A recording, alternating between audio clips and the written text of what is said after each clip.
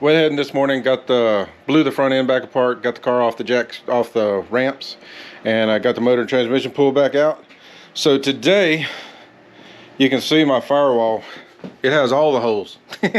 That's years and years of holes and stuff. So we're gonna try to get most of these holes patched up except for the ones I need.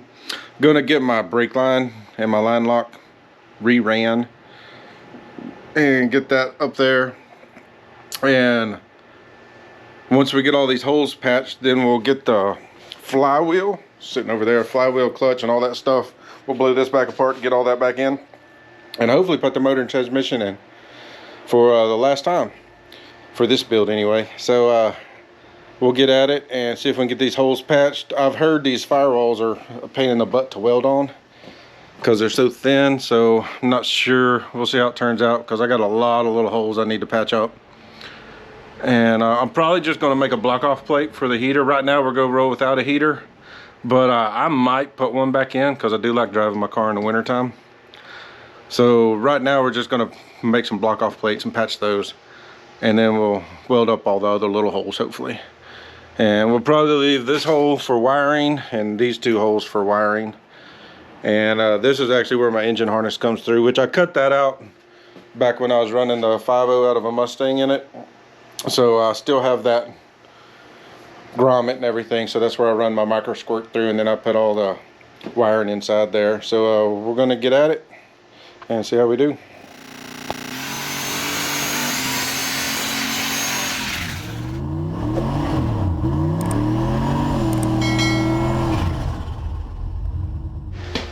Alright, so just took a wire wheel, cleaned up around all the holes. These smaller holes, I'm pretty sure I can just tack these little bigger holes, like these guys. Probably got to come up with some kind of patch. But we'll see. This probably ain't going to end up looking the best, but we'll see what we can do. Anyway, the main thing is just get the hole sealed, so if my junkyard motor ever comes apart and catches on fire, it don't come in. Alright, so got most of the holes. I think I got all the holes welded up that I'm going to weld up. I gotta decide what I'm going to do with these big guys. I might make some patches or just a block off plate, and then definitely doing a block off plate there, but got them welded up, got some of them ground down. I'm going to grind the rest, check for pinholes.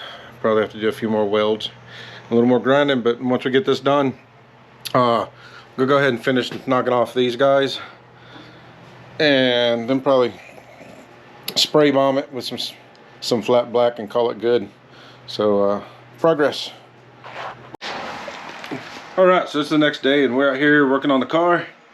Got the transmission and motor apart. First thing we're gonna do is make sure get the throwout bearing in. So I was just testing it on here, and it doesn't want to go very good because you know, it's a junkyard transmission, so it's got quite a bit of rust here.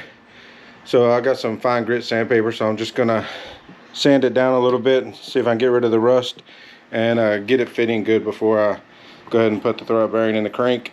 And once we do that, we'll get the flywheel on, get it cleaned up, and the pressure plate, and get this all bolted back together for the last time.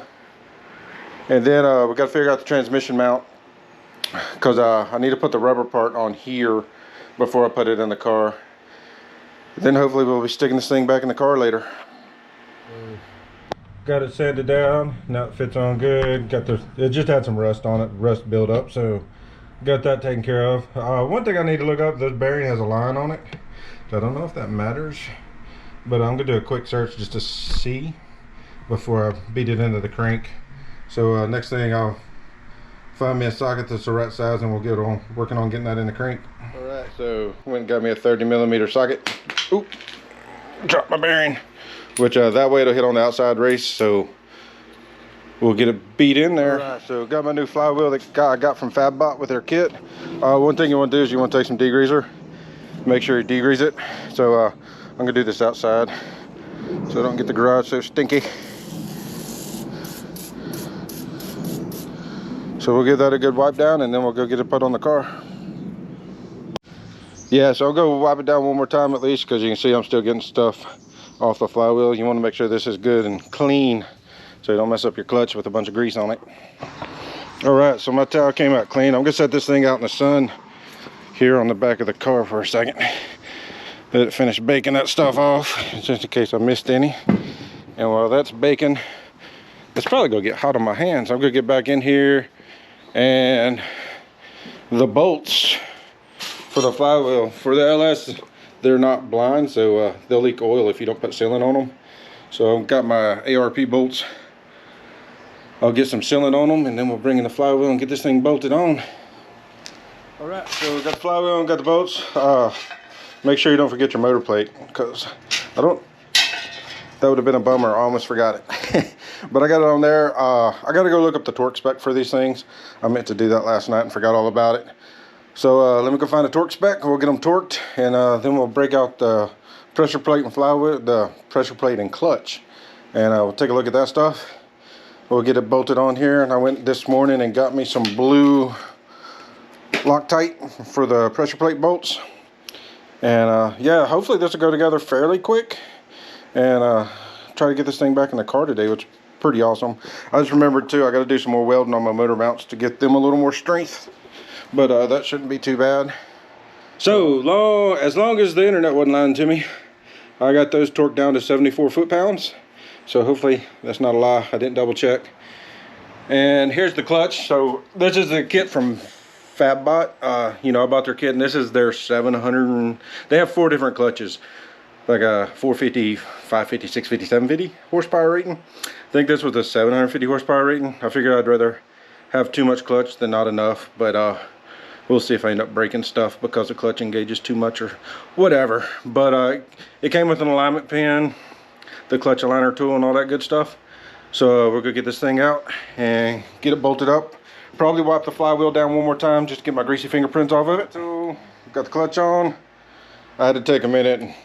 The pack came with this. I had to read about that, which I'm guessing it's for the splines of the transmission, which mine can definitely use some lubrication. They're a little rusty. So next we'll get this pressure plate hung up there and get some Loctite on them bolts and get it bolted together. So after did a little more searching on the internet, get the torque spec for the pressure plate, which was 52 foot-pounds of torque. Whew, it's hot. See my little fan? I gotta get a bigger fan. I need one of them oscillating jokers. It's hot out here today. But so I got this on. I'm gonna go cool off a second, and then we'll be back, and we'll work on hopefully getting this transmission bolted up for the final time. Still got to torque all those bolts that hold the transmission to the bell housing. But yeah, so we're doing good. So get the transmission on, then I'll bust off them motor mounts, build me some more bracing on them, then I think we're ready to go back in the car. All right, so we got everything torqued down. So now we're getting the transmission married back to the motor. So since I'm by myself, it's kind of hard to get the pilot bearing and everything to line up with the input shaft on the transmission. So what I did is I just got some, these are the long bolts I use on the engine stand. So I just got 2 of those started. So hopefully that'll allow me just to kind of slide everything together and not bang up my throwout bearing trying to get this thing together. So we'll see how it works. All right, so it's actually the next day, and this thing kicked my butt. So somehow my clutch moved a little, so I had to take the pressure plate back off, realign everything, bolt everything back down, and then I got it together first try right after that. So not sure what I did wrong there, but it all kind of worked out anyway, because I actually forgot to put the locating pins in, the dowel pins that go in the block and the transmission. I didn't have those in it, and I didn't catch it until I was taking it apart. So, you know, sometimes stuff is difficult for a reason. So anyway, so I gotta go find some lock washers for all these bell housing bolts, and then we'll get this thing bolted together. And I just welded up, finished welding up my motor mount, so I just added a little brace on the back there, a little 45, make them a little bit stronger. So got that one done and that one done, so they're cooling. So I'm gonna go find some lock washers, and hopefully we'll be putting this thing back in the car soon. So I actually got carried away and forgot to film an ending for this video. But as you can see, the transmission's mounted. I got the transmission mount made. You can kind of see it there. It's nothing special, but it works. Got the transmission centered in the car.